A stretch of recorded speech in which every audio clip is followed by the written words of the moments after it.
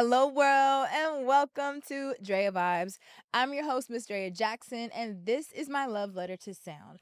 I created this safe space to connect with artists and creators of all types, to get to know them and their deeper connections with music and their sonic roots. So, welcome to the vibe. Coming up on this episode of Drea Vibes. A lot of this album is about this Leo girl and this Gemini girl and two Scorpios. Jesus Christ. Put That on Everything by Brandy. Ooh, you just fucked me up with that one. Never said Damn, that's how you gonna start out? Yes. How is it like practicing with him? Like, is he like a Beyonce? Like, he doesn't like pee or drink or anything? He's just like machine. That film permanently altered my brain chemistry in the best way. Are you a secret bartender? Are you mixing? Yes, I am. Okay, I'm picking That is it up. It's so funny that you asked that question. How much do I want to share about this? I say all that to say this album is like all of the different sides of love and life. I didn't want to leave anything out. All right, y'all. He's a Grammy-nominated singer, songwriter, actor, and phenomenal dancer who grew up in Houston, Texas, and he's now signed to Issa Rae's Radio in partnership with Atlantic Records. Named Billboard's R&B Rookie of the Month and Spotify's Artist to Watch for 2025, he's earned praise from People Magazine, Ebony, and V Magazine, while building a reputation as one of music's most dynamic live performers. Fresh off touring North America with Flow, and collabs with legends like London on the Track, Pooh Bear, and Beam, he's now entering a new era with the release of his debut album, Hydraulic. So without further ado, I would love to introduce Josh Levi. What's good? Welcome to the vibe. Thanks for having me. I'm feeling the vibe in here. Yes. I like this lavender vibe. Flowing. Yeah. I need more. Like, I need it coming off the freaking floor. Like, I need like a little like it needs to feel like a wet, dewy, like rainforest, but bohemian. I get the vision for it, like the mist. Yes, there we go, the mist. Yeah. All right, so we're gonna do a little bit of vibe check, excuse me. And I want you to just like close your eyes, relax. I'm gonna count, and you breathe in on my count. You hold it on my count, and you breathe out on my count. Ready? Yes. Breathe in for 1, 2, 3, 4, 5. Hold it. Breathe out for 1, 2, 3, 4, 5. Ding. And we're there. I love it. All right.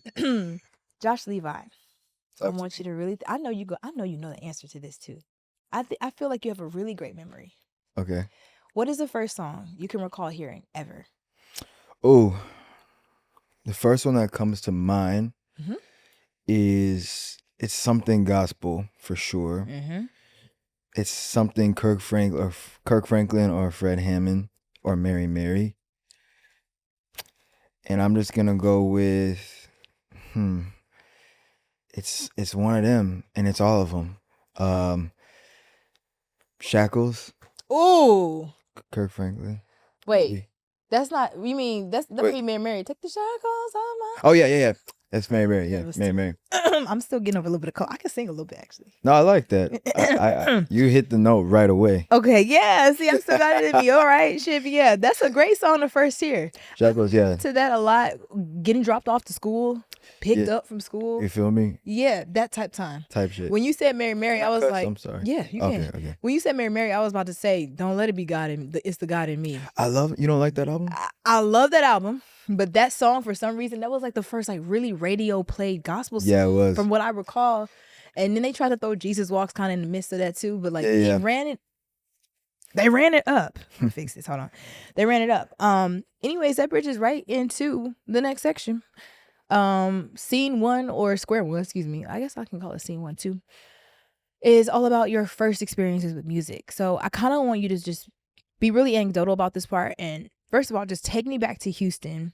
Yeah. 5-year-old Josh Levi, whether you're running around, with your little fighter pants on or firefighters or whatever, like what is being played around you? What does the essence of music look like in your life as a toddler, young child? I think it was Blue's Clues. Okay. Pants. Okay. The set. Tidy whities. Yeah. It was that. I was a little bit of Teletubbies. Oh, I loved them. But what does that look like? I mean, like I said, so much gospel. My parents just loved gospel music. I say this all the time. Like, they didn't really. It's not that they didn't have a taste. They didn't allow anything else, but they just didn't have like a taste in pop culture. So my pop culture was just BET gospel and gospel. I would grow up singing in church, and yeah, that's like kind of how music began for me. I sung at like my sister's kindergarten graduation.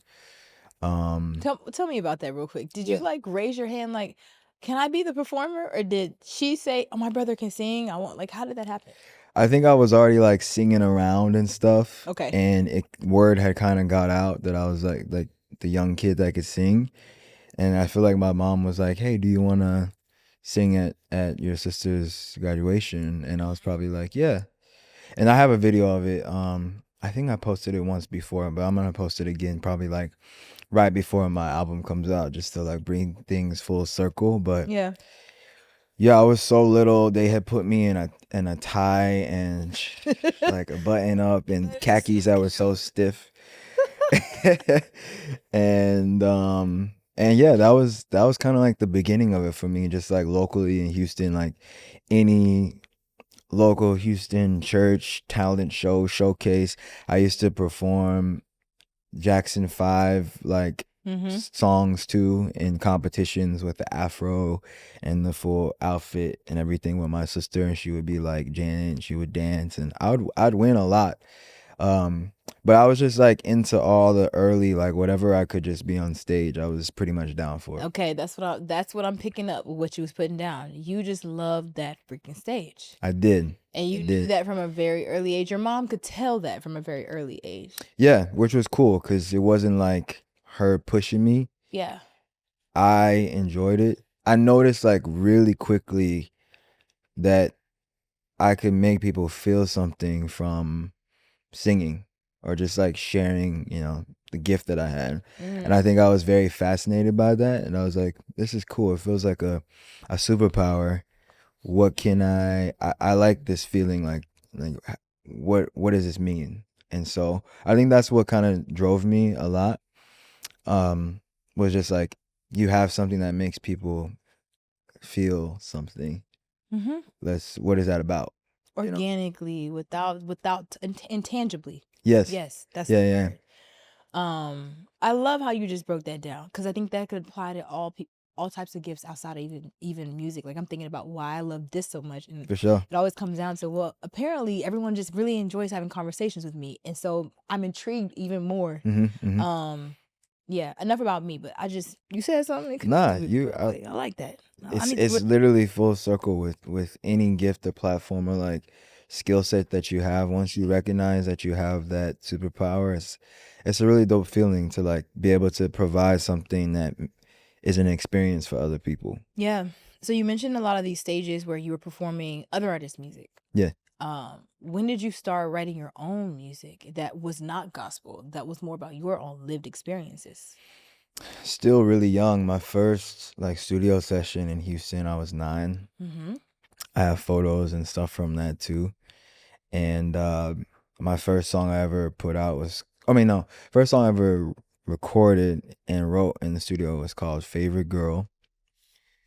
Very profound, very deep. Who was you crushing on at 9? What grade was that, y'all? Like 3rd grade? 9? I don't even know. Yeah. 3rd, 4th.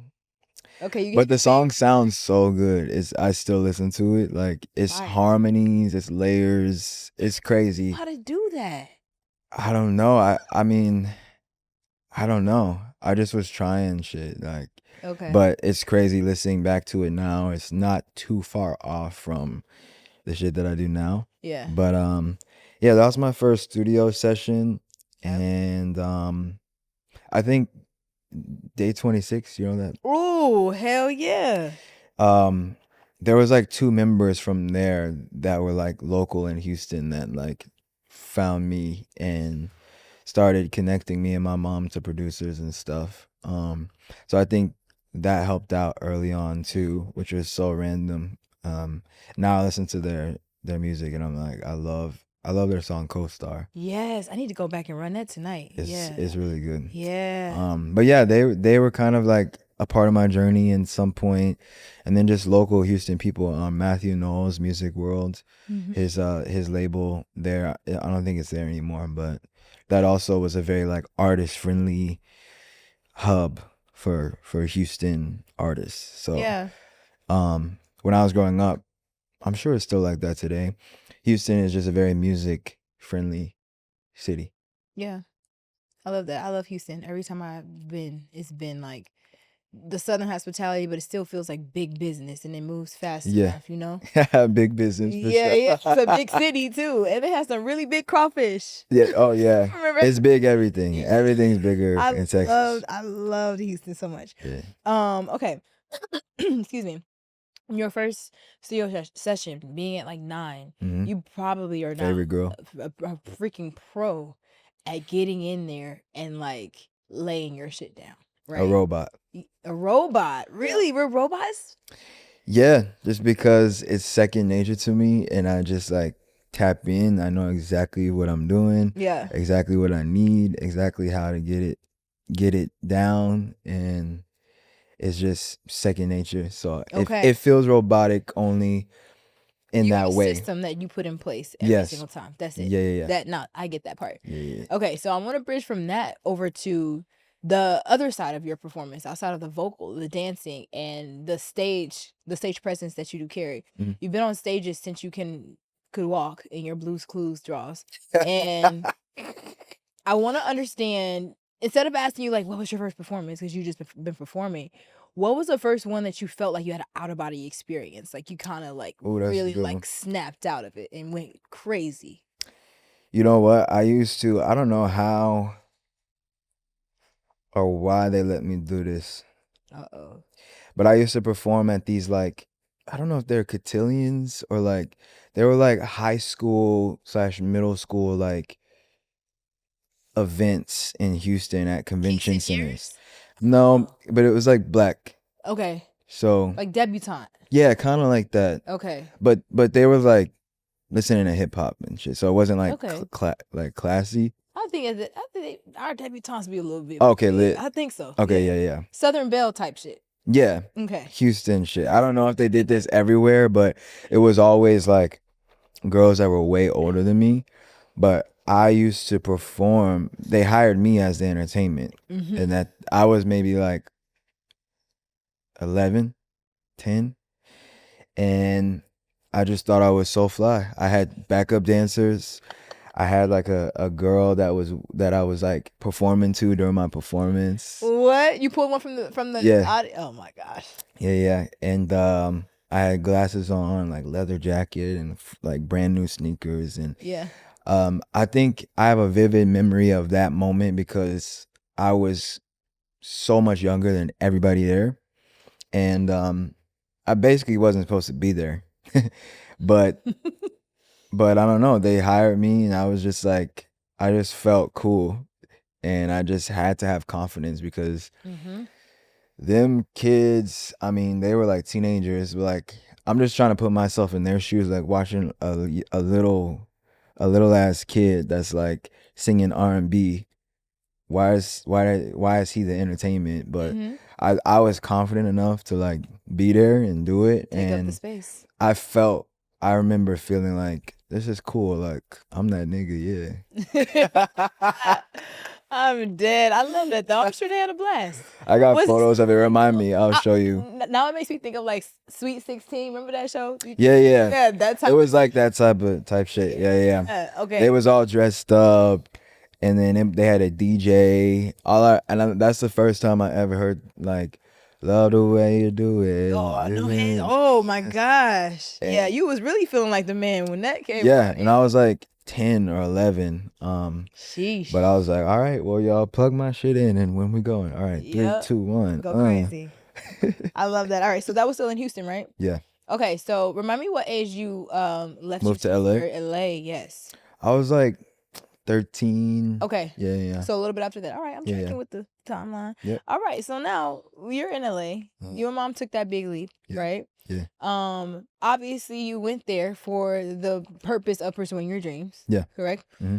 Tell me when the first I'm in Hollywood, I made it type moment finally happened for you. It was like different times for different moments. Like there was moments where I had a taste of like the Hollywood superstar life, but it actually wasn't the real thing in hindsight. But in the moment, it just felt so cool. Just like random ass local events and stuff where I had to dress up and there was a red carpet. But looking back, it was like bootleg shit. Well, actually, this is how I want you to think about that question. I want you to think about just alignment and you know how God orders you, and then you sometimes it's dark, you don't really not dark, it's hazy, you can't really see, but you took the leap. Yeah. And then you meet someone and something clicks, and you meet somebody else and it unlocks another door and something else clicks.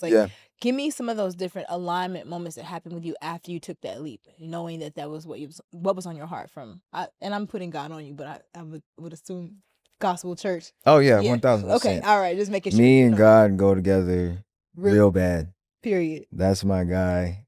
Could not do this without him.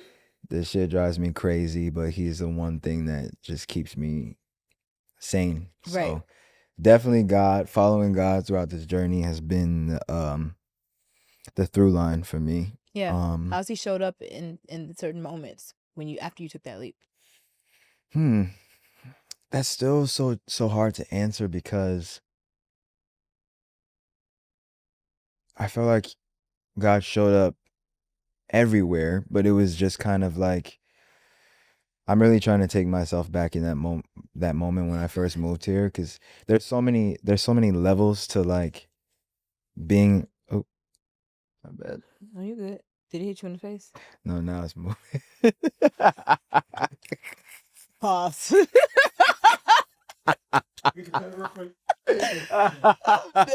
Yeah, go ahead. Fuck, I just moved it and then it wouldn't stop. What if you had to take off running, Mike? I'd be fucked. You can't run in Tim's? What? They're not even laced up, bro. Do you wear Tim's? Yeah, I be dancing in Tim's. I dance in the craziest shoes. I be doing backflips and shit. Okay, I have a good answer for that. I have a good one. Let's wait till he put his clogs back on. All right. I feel like God showed up so many moments just moving to LA, because first off, I was not rich. I did not have money. My mom did not have money. So basically to stay there, it was just random opportunities that I got that kept me there. But moving from Houston, Texas to LA as a teenager, and my mom, she didn't have all the answers. She just believed in me enough to be like, let's go and God can do it. God showed up over and over and over and over in many different ways. But I think one that was kind of like an alignment moment was I auditioned for this show, The X Factor. Oh yes, we're gonna talk about that. Yep. Yeah. And I actually auditioned the year before the one that I actually ended up being on, and I made it through and everything, and then they just never called me until I go to the next round. But I made it to the televised audition and got the yeses from all the judges, and then they were like, okay, cool, all the people that got yes, you'll go back and then we'll call you to go to the boot camp round, whatever. I just never got the call to the boot camp round.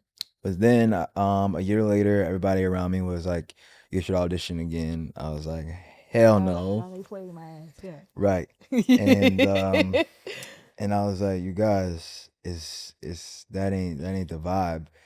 Somehow convinced myself to do it, and I made it all the way through. And that was like a God moment in a lot of ways, because I don't think I was mentally ready for a platform like that the first time around. I barely was the second time around, to be honest, but I think what it was do you just mean by that? Mentally, I mean, I was 13 on that show, Yeah. and you are singing live every week and being judged, and that's a lot for By me now. social media. Social media, the world, live TV, all that shit. And I remember having Twitter and everything and not even knowing what Twitter was. And I would be trending every single week that I was performing, but not even knowing what that meant. Mm-hmm. But it was kind of just like being catapulted, into people's homes and into people's phones. And yeah, so I think that was a God moment because it was destined for me to be a part of that season at that time. Mm-hmm. And from there, I just kind of took it all the way to where I am now. But that was like my first experience of like having, a big production value and allowing myself to like spread my wings as the artist that I wanted to be since I was a kid. Yeah. So yeah, that's like one major moment. But like I said, it's so tricky to pick just one because I've done it all. I've done everything, like Yeah. from auditions to executive producers or big name producers in small rooms and labels wanting to sign me and like the tale as old as time of an artist of like having all these different eras of like thinking that they made it and then it was a closed door and then there was a breakthrough. Like Mm-hmm. there's thousands of stories like that for me in my journey. But I think X Factor was kind of like a pillar of like, this feels like, something God wants me to do at this time. Yeah. And I also think that like he doesn't always open those doors when things are perfect. Like he'll open them before you're ready, just because of what's behind it is what's going to get you ready for What's next? the next door or the next closed door or the next rejection or whatever. Yeah. All right, I got one more question to close that section out. Given the fact that you have been so close to music all of your life, from again Blue's Clues to now and beyond, how has your relationship with music changed? Meaning, like how you listen to music and experience music. How has that changed? I love that question. These days, I kind of like solely listen to music to be soothed, Hmm. to like be at peace, or to like inspire me in some way. When I was younger, I think I could just like consume everything. Like, what's that? Let me listen to that, whatever.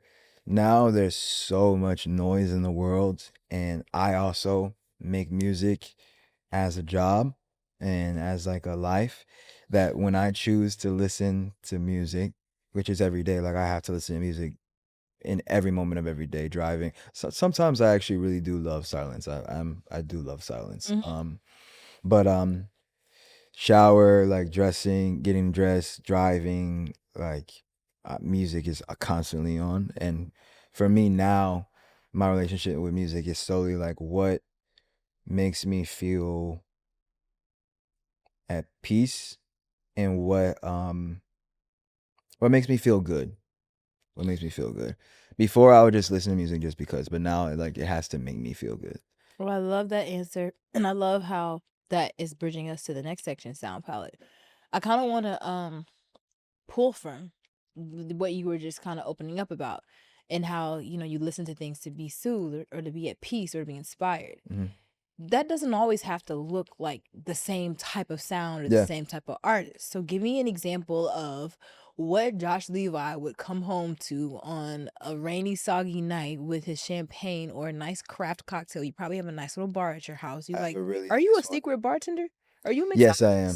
I am. Okay, I I'm am. picking it up. You're like really locked in right now. Is it the lavender or what? I mean, it's God. Oh, it's God. I love that. Yes. Amen. I love that.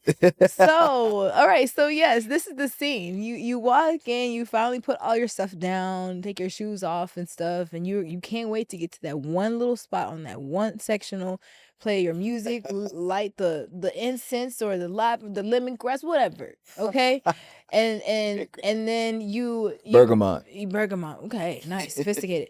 You make your little cocktail, cling, cling, cling, and you finally, whoosh, you sit down in that chair, and the playlist starts rolling. Name some songs that are on like the top 3 songs on that playlist. Put That on Everything by Brandy. Ooh, you just fucked me up with that one. Never said. Damn, that's how you gonna start out? Yes.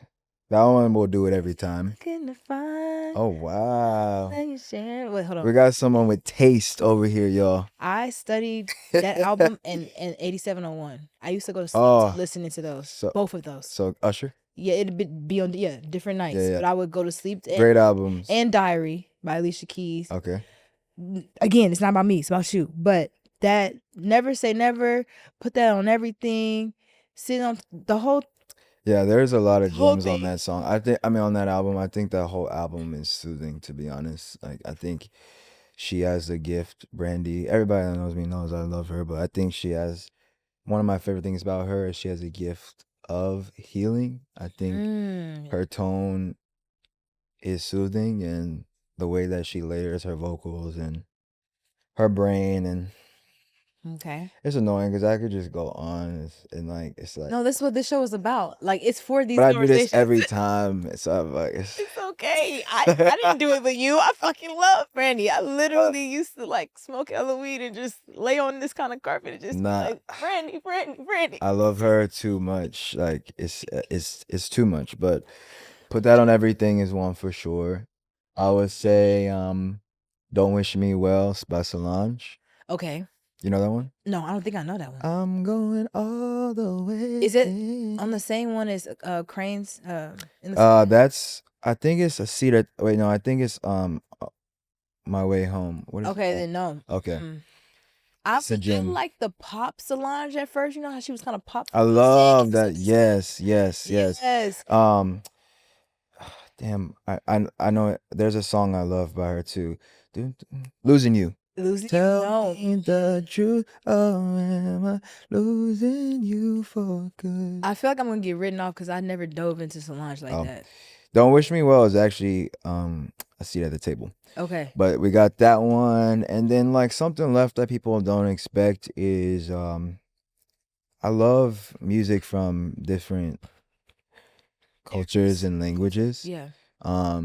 There's a French artist named Charles Aznavour, and I love his music so much. He has a song called La Bohème that's like super peaceful. I love classical music too. I used to play the flute. I was I was in Ben. But I also was in, oh my God, this is I'm aging me for a while. In 6th grade I was in like a not a quartet type vibe, not a string one, but like a woodwind one. Okay. And I was that's sophisticated. I was killing it. I love the that. Nutcracker. Oh, that's fire. Yeah. For like, did you do holiday stuff? Yes. Yep. Yeah. See, I love middle school. I'm like a secret mixologist, a secret nerd. I hate that word. Why? Because we're not nerds. We just have a hyperfixation on certain things that really mean a lot to us. I have very sophisticated taste that maybe people know, but maybe people don't know. But I like the most like things that people don't think probably wouldn't expect. Like what? Like I love like orchestras. I love interior design. Just like creative stuff. I like painting. I love tennis. I fucking love playing tennis. My brother loves tennis. Yeah? He just separated his shoulder fucking around with that thing. Oh, damn. Yeah, I know. Well, let's pray for him. I've been praying. Yeah, it's no joke. But it's so fun. Like I play tennis with my cousins. My family is like a big tennis fan. Yeah. But yeah, I like stuff like that, you know. I like even going to like the Nutcracker during Christmas. I'm a big holiday person too, big fall person, big Libra person. You know what I'm saying? All these damn Libra. You just made me think of another question to ask you in the Sound Palette section. Another thing that people probably wouldn't expect that I really love, and not the N word, but obsess over, are movie scores. Same. So, what is your favorite movie score? I don't want to say of all time. I hate that all time thing. I already got an answer. What is it? Prince of Egypt. Ooh, that's a good one. That's a good one. That's so easy for me. It's my favorite movie. It changed. Oh, actually, this is good because it goes back to kind of like your earlier moments. Actually, Shackles is the first song I heard, but I might have just remembered that When You Believe Ooh. from Prince of Egypt. Maybe I heard that earlier. Mhm. That song changed my life. Mhm. The melody changed my life. The lyrics changed my life. Mm-hmm. The chords changed my life. The movie, the film. I'll never be able to like get rid of how that made me feel. And I remember watching on VHS that movie, like maybe even younger than 5. Like I don't know how. So I think so for you, because I think it came out the year I was born, which is crazy. yeah. But I'm putting the years together. I'm a little bit older than you, a lot older than you, and yeah, you were like an infant when they came out. yeah, my mom says we saw it in theaters, which I don't know how that is, because you don't bring babies to movies. But it came out the year I was born, so She wanted to, God, God. come on, And she was right. in there. She was right, because that film permanently altered my brain chemistry in the best way. I Sonically. love that. Yes, yeah. I love that. I was gonna respond to that. Mine is Pirates of the Caribbean. That's a good. Just like, cause I literally, and I'm gonna put another I love that for you, actually. Pirates of the Caribbean. Also, Tenet. Oh, okay. I gotta add in Black Panther too, because of Yes. Ludwig Van Gorenstein. Mm-hmm.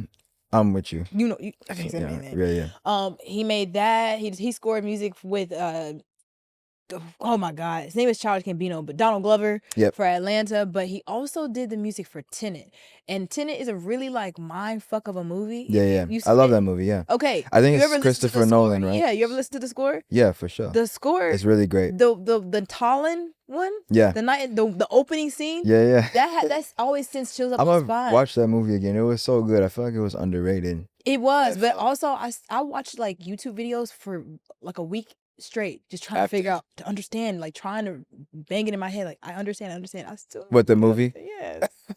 I'm still struggling, but it's okay. I think a lot of people are, but yeah, I love Christopher Nolan. I'm also a huge Batman fan. I got the tattoo right here. Yes, The Dark Knight. So that score also changed me. Yes. Sure. Okay. Well, I think we did enough for sound palette. They're gonna eat that up. Nobody's talked about scores before. So, now I want to talk about Hydraulic. Yeah. The debut album. Ooh. Okay. Let's go. Hydraulic. How do I want to start this out?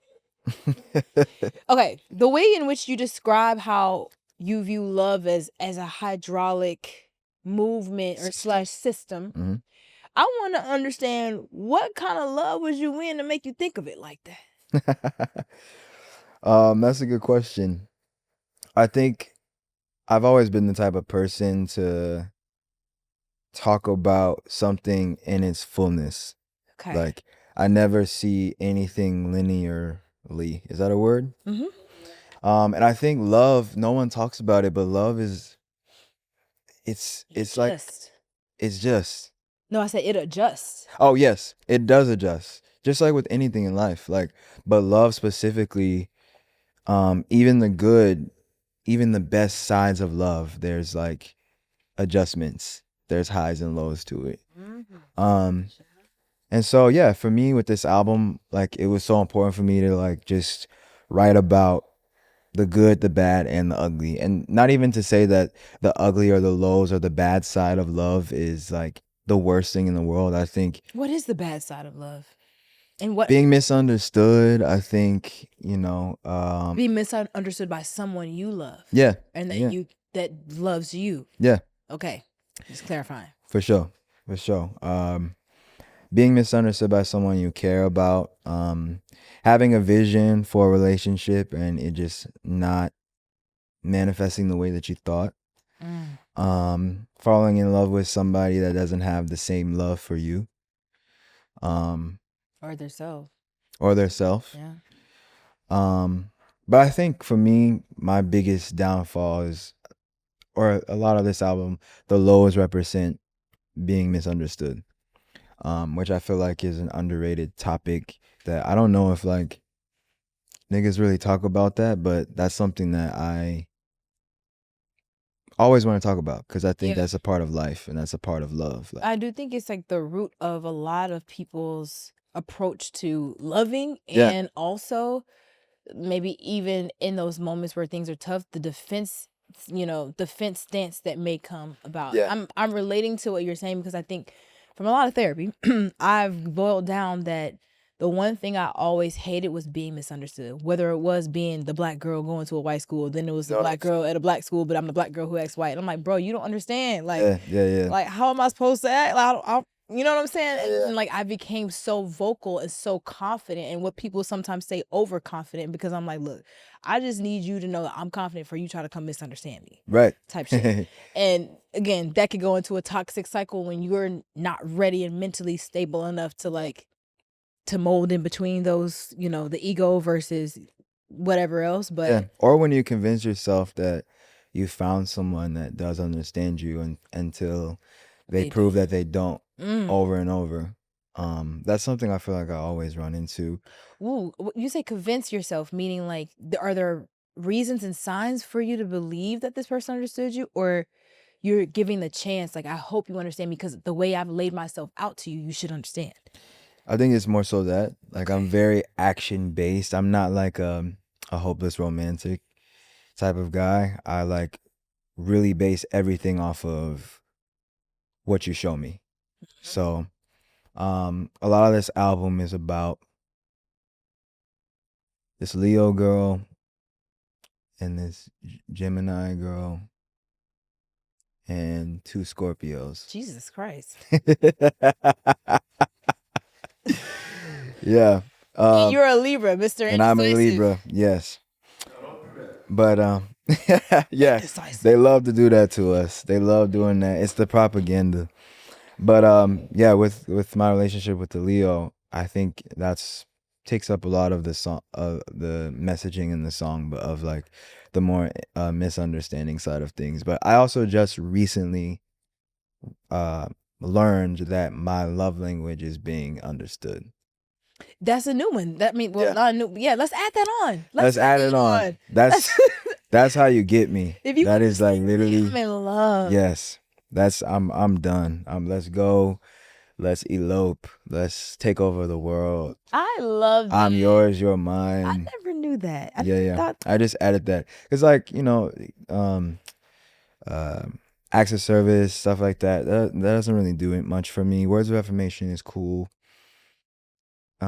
Physical touch is like, I enjoy it. It's not something I'm like need, but I like it. Mm-hmm.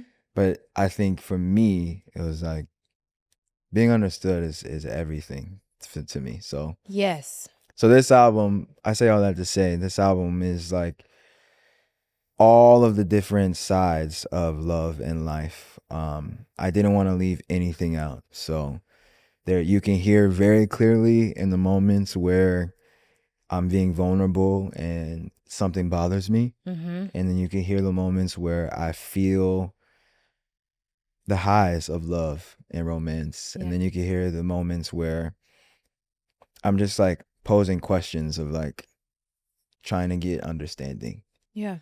Yeah. All right, let's talk about some more collaborations, more specifically choreography collaborations with you and Sean Bankhead, right? I said Yep. it right? Yeah. Yes. Or I was gonna call him Mr. Bankhead, but that's not the same person. That's what I call him. That's what you call him? Yeah. Okay. Well, shit. I don't know why. I just always say Mr. to people and Miss to people with their last name. Thing. Is it? Yes. Maybe. It's a Southern thing. I used to when be I like text people, I just be like Mr. whatever or Miss whatever. Oh, okay. Yeah. Hey, Miss Leo. Yeah. I'm dead. We're not texting her no more. Okay. Clock that. How was it working with him? That's my guy. I love Sean. I have the utmost respect for him. It's so funny because we've known each other forever, Mm-hmm. and we just never worked together. So it was like very random, and why haven't we done it sooner? Yeah. But it just organically happened, and I was like, maybe Sean would be cool to do for this. And I talked to him, and he was like, bro, why don't we do something we both have never done? Like, I don't work with artists like you. Yeah. And I was like, yeah, and I don't really I always stick to like my same choreographers that I work with, or like I try to switch it up and try new things and like go to territory that hasn't been gone to before. So we kind of spoke that same language of like, let's collaborate and do something new for both of us. Yeah. And that's exactly what happened.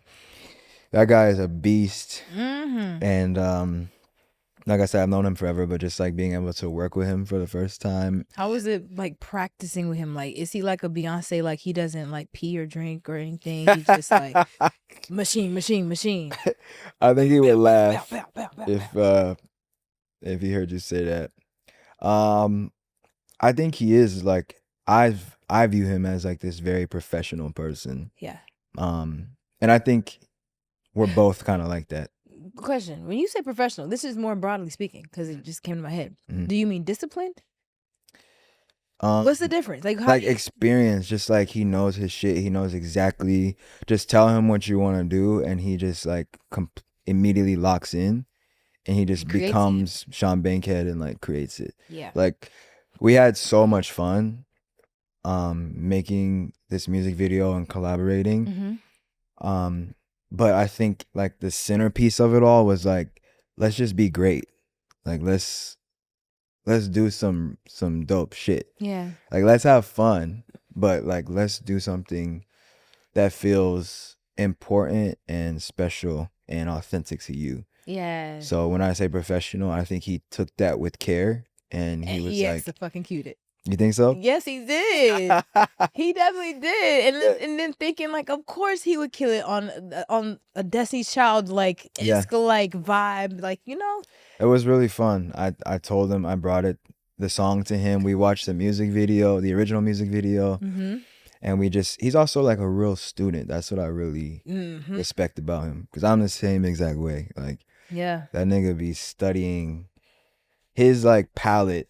Talk about palettes, his palette for just like performance and stage presence and dancing choreography. He's also danced for almost every single artist and been on so many stages and in music video, like iconic music videos and stuff. So he just knows. Yeah. All right, I got one more question about the album before we get to the last question, where you get to ask me a question. Cool. And I'm about to ask the question now. It's not even in my head yet. Let's see. What does God have on my chest right now? I feel like this being your debut means like it's a accumulation of like every fucking thing you possibly can put in one capsule. Yes. To showcase like why you're so great at what you do, right? What about making it made you second guess at any point in time that you were as good as what God's told you to be? Look at wow. God. The king is speaking to you right now, because it's so funny that you asked that question. How much do I want to share about this? Well, you're on Drea Vibes. You can take a sip of water and just relax. You know? Yeah, let me take a sip. This is a good time for a sip. Yeah, I think that's a great question. That's such a perfect question. I was kind of waiting to figure out like when I was gonna express the challenges of this album, because I wanted people to appreciate it first without, the filters or like the preconceived, of like, damn, all these things that he went through. I just wanted the music to speak for itself. So that being said, I guess I'll just speak a little bit about it, but I definitely had more challenges getting this vision and bringing it to life than I've ever had in my entire career. I've had the most adversity and the most doubt than I've ever had in my entire career. And it's new for me because I'm a confident person because of God, not just because, I got an ego and like, I think I'm him. Yeah, steps of order. But I have faith, so I believe in myself and I believe in God. So, doubt and insecurity is like not really my type of thing, but it's something that I've struggled with more than anything creating this album. So, yeah, a lot of the process has been like very, very, very tough. Things I would have never imagined working against me. Um, Why all of a sudden? my belief is that I'm creating something that people need to hear, and I'm creating something that's special that will hopefully just like touch people in a really profound way. That's what I'm believing. That's what I'm hoping. That's what I'm praying for. And I also shared more of myself in this album than I ever have. But like I said, there's something for everyone on Hydraulic. I was very intentional about that. So yeah, it's not really just catered to like, I like Josh Levi, so I'm gonna listen to this album. I really set out to create something that no matter where you're at in life, you could find yourself in there. And when you do something like that, I feel like you're gonna be met with a lot of challenges because the devil don't want that to happen. Yeah, I was gonna say you're saying, you just said what I'm thinking. I'm like, he don't like that. Nah, You he don't like that. He don't like me. But guess what? I don't like him either. right. But yeah, so been met with so many challenges. I could go for days on stories, but I do want the music to speak for itself. I've never been more proud Yeah. of anything I've ever done. And I think this is my best work. I know that this is my best work to date. Yes. And I can't wait for you specifically to press play as a real fan of music. Yes. And an intellectual listener. I think you will enjoy. I like that word, intellectual listener. Okay, thank you so much. Mm-hmm. All right, Josh, you get to ask me one question before we round out the show. Okay. On anything, any topic. Okay. Let me sip now. Ooh, You might want to take a sip. I know. It's about to get deep. My question is, have you pre-saved Hydraulic? No, I use SoundCloud a lot. We don't pre-save. Oh, you use SoundCloud? Yeah, I'm a SoundCloud head. I used to work there too, so I'm like, oh, okay. Yeah. Do they got pre-save on SoundCloud, y'all? No. They don't. Oh, okay. They don't. Okay, well let me ask something else.